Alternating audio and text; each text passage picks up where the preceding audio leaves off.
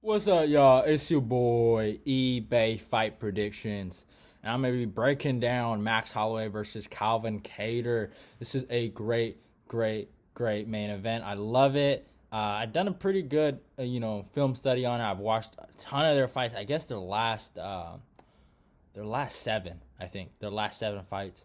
But yeah, let's look at the stats. Max is the number. He has to. Nah, actually, I'm not. I don't trust Tapology's rankings. I'm gonna look at the UFC's. They be lying on there. Um. All right, what's going on? I was about to say, man, my thing was loading.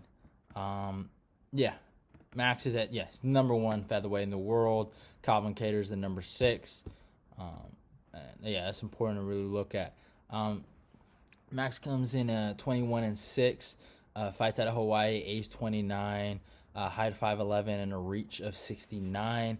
Kattar is 22-4, fights out of Massachusetts, age 32, height 5'11", and a reach of 72. So he does have a 3-inch reach advantage. But usually, like most of his opponents have that reach advantage. I think Volkanovski had a reach advantage over him. I think Aldo had a reach advantage over him, so he usually deals with that issue. But I was looking through Max's last seven fights, and really we got to go all the way back to the first Aldo fight. That was, phenomenal. What he was able to do in that fight. The really important thing that came into it for him is the pull counters, man. What he was able to do with those pull counters, I was amazed, man. Like, it was insane, and that's something really important I think in the Kattar fight, and for him to really win is those pull counters and stuff like that. I always see Kattar's kind of those first few rounds. He's very susceptible to getting hit, and usually, Max always turns it up, in third, fourth, and fifth. But really, I think Max can steal those first two rounds and stuff like that. And he was switched on in this fight, man. He got hurt in the first round, obviously. But honestly, man, I think it was just crazy when he did it, man.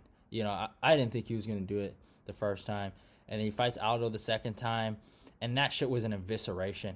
Like that, the way he finished him it was crazy, bro. I was like, it was nuts. Like, it wasn't like I felt like the first one was more competitive. The second one was fun for the first two rounds. But like, he eviscerated him in that third. Like, it was insane. Like, he just put it on him, and he just poured that pressure on him and just took him out. And it was insane, man. It was really, really crazy. Like, how he was able to just destroy him, basically. If I'm being honest. But yeah, and then he has this like canceled bouts with Frankie Edgar, Khabib, and the first Brian Ortega for UFC 226. And this was probably one of the glorious days of my life.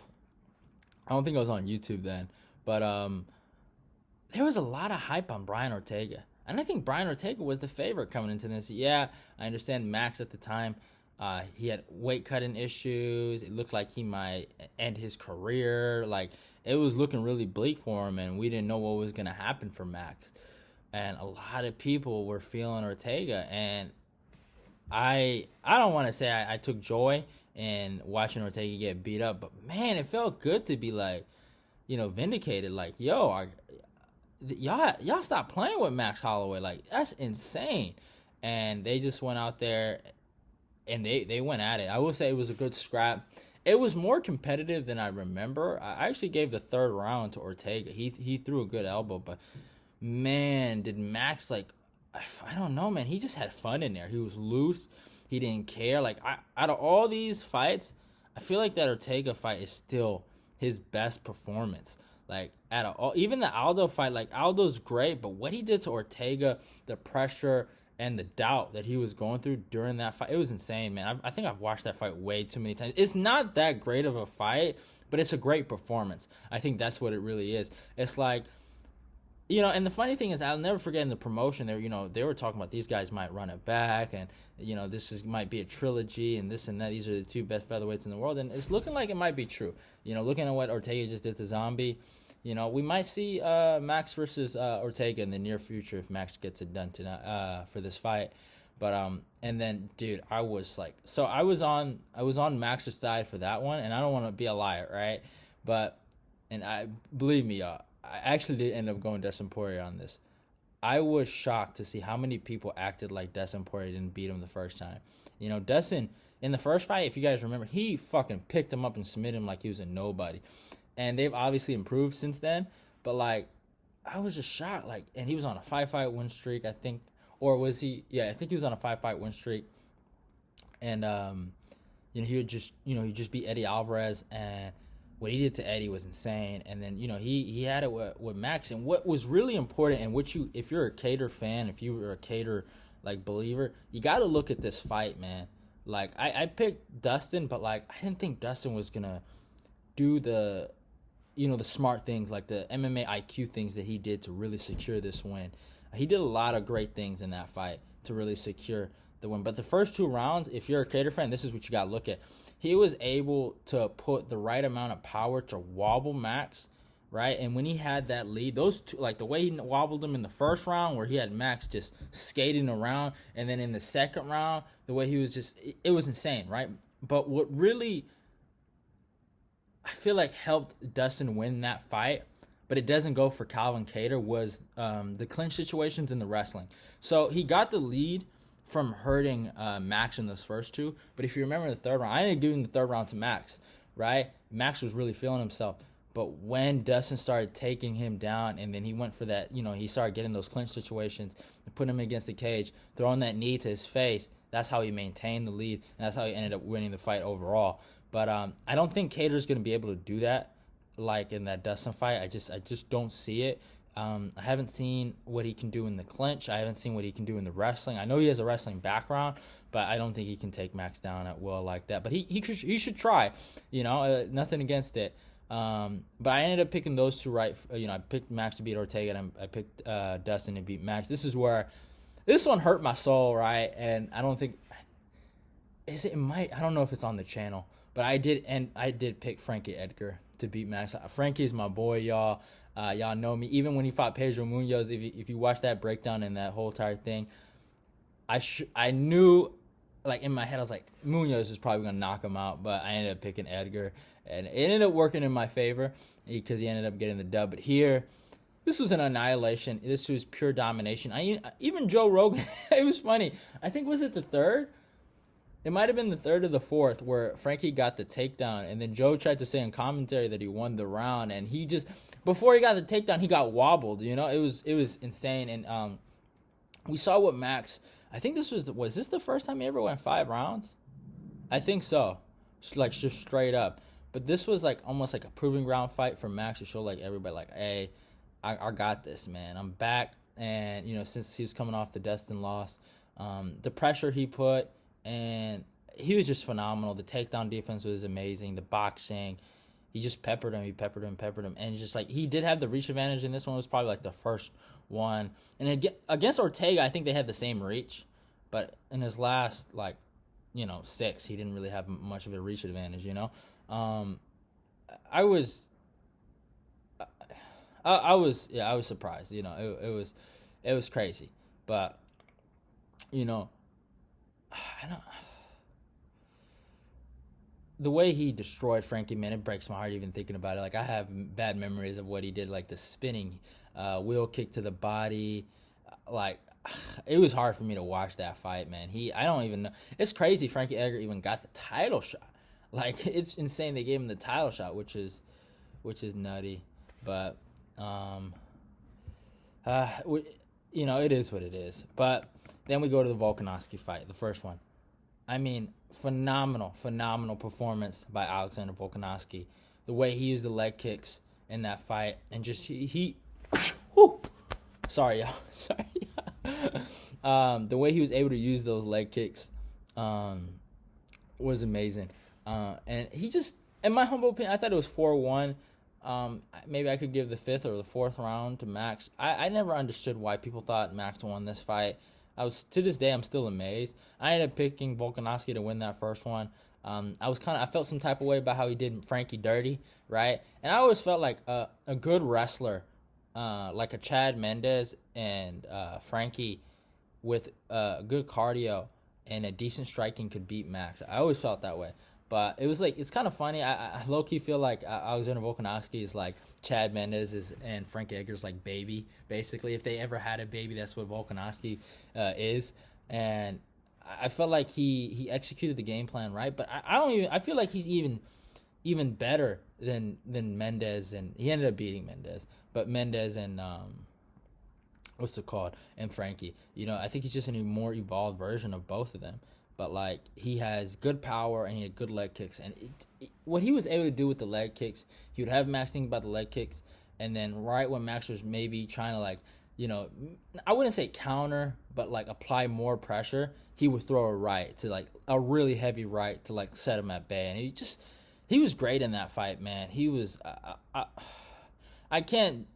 that was, I think, Volkanovski's best performance, honestly. Like, he owned him in that first fight. But then Max had that second fight with him, which was really interesting.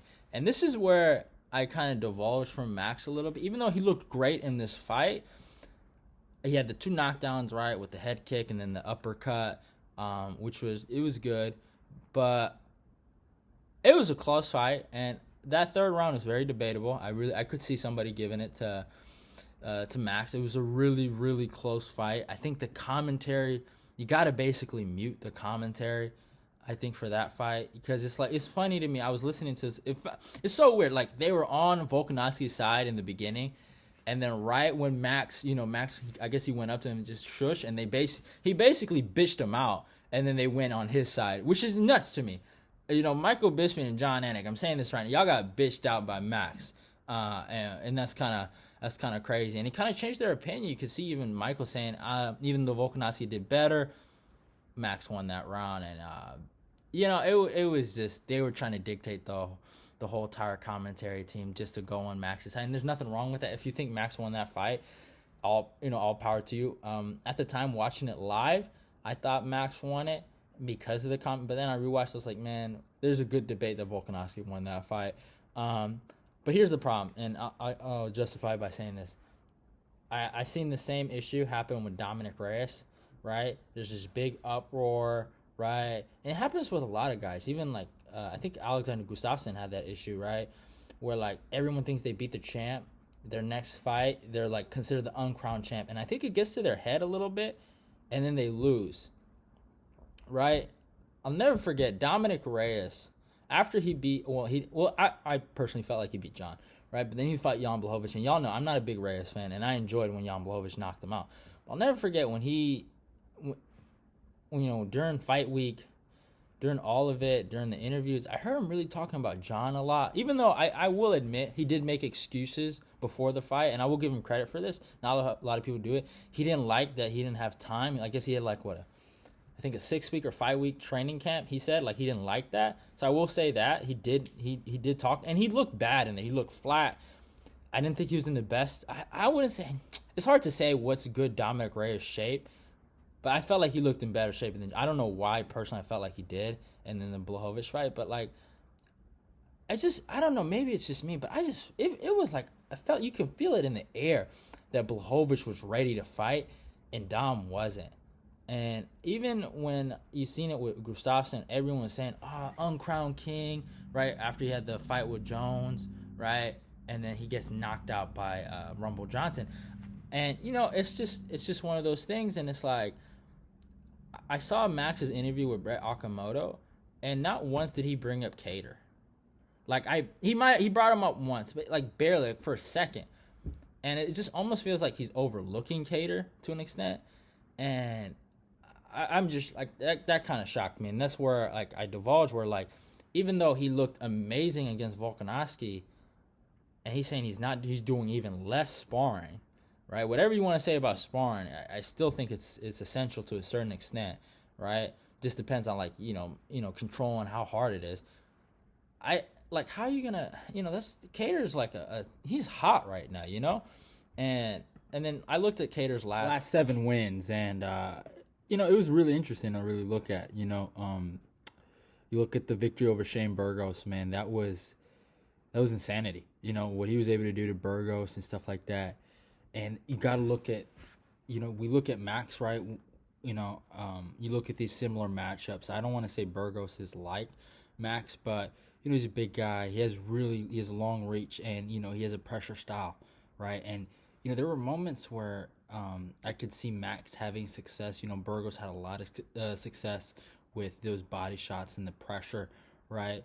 But Kattar, he slept him. Like he slept him in the third, and he caught him great. Like, and that's the difference between, I guess, Max and Burgos, and Burgos is on a certain level, and Max is on a high level, and what he's able to do, and he has a great chin, and Burgos has a great chin, but we haven't seen Max get dropped like that. So it's a lot different, but I think there are some holes. The way, if you look at the way Burgos threw them body shots, it's very similar to the way Max would throw body shots at Ortega, right, and stuff like, and how he's pressuring him. So it's a good thing, right? But we see Kattar does well with pressure, and he's able to adapt, tough it out, and usually gets it done. Then we look at the Renato Moicano loss, right? This loss was based on really leg kicks. It's very similar to the the Volkanovski Max Holloway fight, the first one, right? It was leg kicks, really. And Moicano had great moments in the boxing and stuff like that. And I thought Kattar looked all right, but Moicano was just the king at that point, and he looked amazing. And then, this is another matchup. What he did to Chris Fishgold, right? 1-2, hit the bottom of his head, and he took him out, And obviously, you can't compare Chris Fishgold to Max. It's just, he's shorter, but he used a lot of head movement. He used a lot of pressure, right? Max is a pressure fighter, right? And that's what Max is going to try to implement. And then you see what he did to Ricardo Lamas. Now, Lamas is a grappler with a decent overhand and some decent, kicks and some decent punches, right? But even against him, the 1-2 landed, and it was lights out for Lamas in the first round. It was so impressive. And this is the same thing we see. Now, we go to another body type that's very similar to Max, Zabit. And the Zabit fight against Kattar, I thought Zabit looked amazing in the first, looked good in the second, and then the third he looked off, right? And then that's when Kattar came on. And I feel like Max and their fight will have success like this. I think he'll win the early rounds, right? But when do we ever see Max win early rounds, right? We don't see it a lot. I think Kattar is a slow starter, and I honestly do think he will start pressing that, 1 and 2 and using that jab and having a lot of success and, hurting him. And we've seen it. He turned up in the third. The uppercuts were landing, and Zabit obviously has gassing issues, and you can't say the same for Max. But Kattar isn't like he hasn't shown a bad gas tank. He shows that he lives for those fourth and fifth rounds. He showed that he lives through knocking people out in the third round and really having that kind of like victory, right? That battle of attrition basically. And then his bout with Jeremy Stephens. Jeremy Stephens flat out won the first round. Like, he was doing so good. But, again, a lot of it had to do with leg kicks, right? But after that, Jeremy found his success. And it wasn't just due to that elbow. He was landing that, too. Even at the end of the first round, he landed that, too, right? And, his jab dictated the fight. What's really important about the Max and Kattar fight is the jab. We're gonna see how important that's gonna land and how that's gonna dictate the fight, right? I think Kattar can really dictate this fight with his jab and stuff like that. And he had a hard time finding his rhythm against Jeremy. And then when he found it, he knocked his ass out, man. He took him out. It was a great fight. It was a fun scrap. But who's ever done Jeremy Stephens like that besides Jose Aldo? Zabit couldn't do it. Even Yair couldn't finish him, Like, this is, even Max couldn't finish Jeremy. Like, they had a decision fight. So, this is something to really look at. And finally, his Dan Ige performance. He owned Dan Ige. I thought it was 4-1. I thought maybe Dan would win the second round. But the jab, again, and obviously, Dan, he didn't have he had more of a reach than fucking, what's his name, Max. I think it was 71 and 72. I'm positive, but he just did so great in there, against EK and using his jab and buttering him. I just see Kattar having that kind of success, and now we get to the matchup that we're all talking about is Kattar versus Max, right? And here's okay. I'll say how I think Max can really win this fight is using appropriate pressure. When I talk about Max, Max is probably gonna be the best pressure fighter Kattar has ever fought. When you really think about it, he really is. He's better than Jeremy. He's better than Burgos. Who else? Zabis, I wouldn't call him a pressure fighter, but like, he's gonna be the best one. For Max to really win this fight, he's gonna have to use smart pressure and not get clipped, right? He tried to do with Poirier, and Poirier kind of out pressured him and landed that too and got out of the area, right? And what Poirier did so great in that fight was using, and I talked about it before, but I'll talk about it again. Was using his grappling to overcome the volume and the pressure that Max is gonna push. Max isn't gonna hurt you with these punches. You know what I'm saying? Like in the first round, he's not gonna try to like kill you, right? He's not gonna put all his power into it. He's gonna pepper you and he's gonna break you. That all Kattar. That's all Kattar has to worry about is not get broken. Max is gonna have to worry about getting hit with that too, and it's not like Kattar can't put pressure. Kattar can do both. He can be on his back foot, right, and kind of like I would say play the matador, right, but he can also be the bull, and I think that's what's gonna dictate this fight, man. I see that reach advantage. And that's something really important. And I just see that Kattar is so hot right now. And I don't want to look at like, what Rob Font did to Marlon Rice. But that team right now is figuring things out. And what really kills it for me, for Max, is even though I can see him winning this fight using appropriate pressure and breaking Kattar and giving him a different taste of what 5 rounds is. Because Ige couldn't really give him, too much opposition. Right, like he couldn't really hurt him in any way, but Max can do that, and he will give. Those are his rounds. Those are the Max rounds, right? And if he could give him that pressure, he can just eviscerate him like Aldo.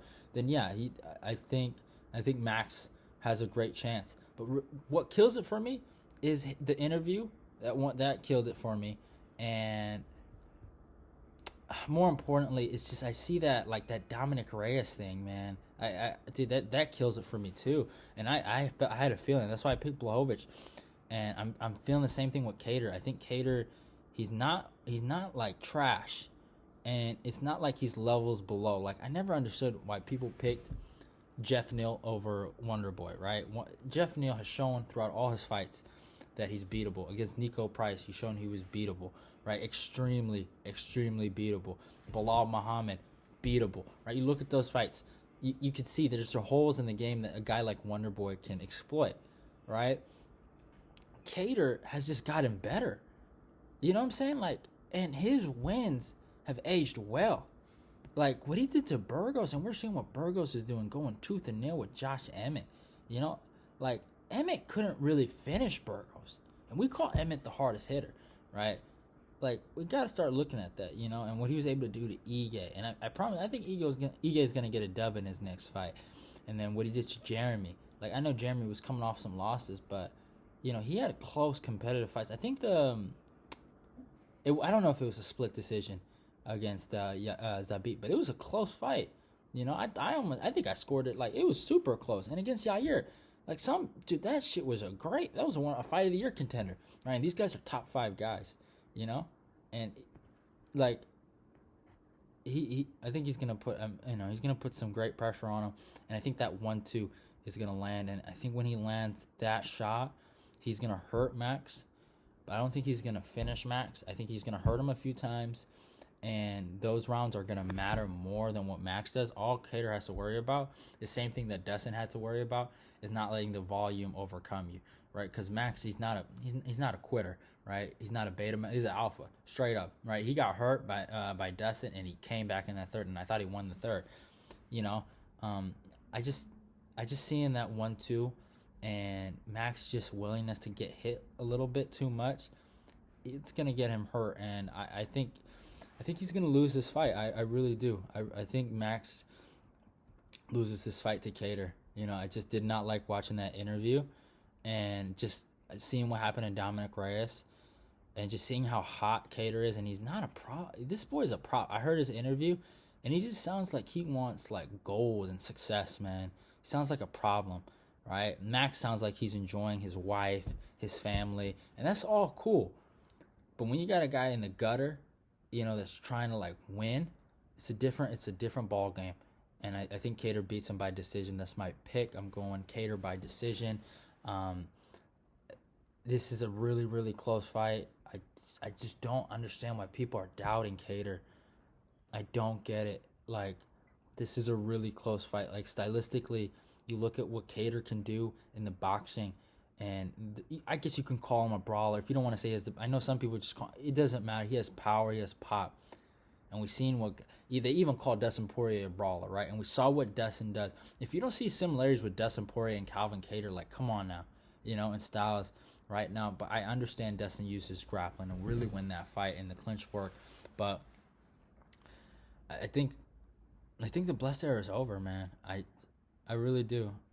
He can't come back, but for a long time I said he should have went up to 155 because they're gonna catch up to him, you know. And if he didn't beat Volkanovski that second time, what's the point, you know? He's basically a gatekeeper right now until Volkanovski maybe loses or whatever. You know, there's a big opportunity at lightweight. I get he lost to Dustin, but still, like Justin Gaethje, Tony, Charles Oliveira, a guy he beat, by the way. You know, a guy that kind of quit against him. I don't want to say he quit; he got injured. But you know, who else? Like Dan Hooker, Chandler, like Connor, right? I know he lost to Connor, but still, like, I like those matchups a lot for Max. Not this. This just seems like he's facing a dog that you're gonna have to kill, Kattar. I almost feel like that, and I don't know. I don't want to say Max is gonna stop. Max looked great against Volkanovski. That's the thing. He looked great, but I just see a lot of signs that he's this boy Kattar wants it, and this boy Max had it already. You know, that's where you got to really look at this. So at the end of the day, if you're going Max, I get it. You know, he has, I think, the best pressure in the division right now, and I think he's gonna give the best pressure Kattar's ever faced. He's gonna give him a different thing. I don't even know. Here's the thing, I don't know if Max is gonna throw kicks, because if you look at the Andre Fili fight, Andre threw so many kicks, and the problem was he was getting countered with so many rights.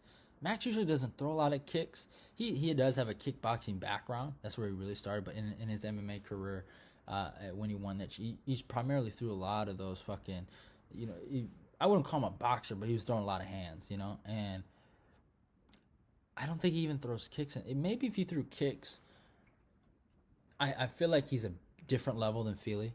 I will say that. But if he does throw kicks, he might win. He might win the fight. But I don't know, man. I think Kattar's a monster right now. I think he's not one to be played with. That's just me. But I hope you guys enjoyed the video. Don't forget to follow me on my Instagram. Don't forget to follow me on Twitter. Comment, like, and subscribe. Share the video so we can get the eBay Fight Nation growing. And yeah, go click that notification button to get my notifications. I do the breaking news videos. Y'all you already know breaking news. Y'all already know what I do. I love this. I love y'all. I love doing content for y'all, and love y'all. And goodbye.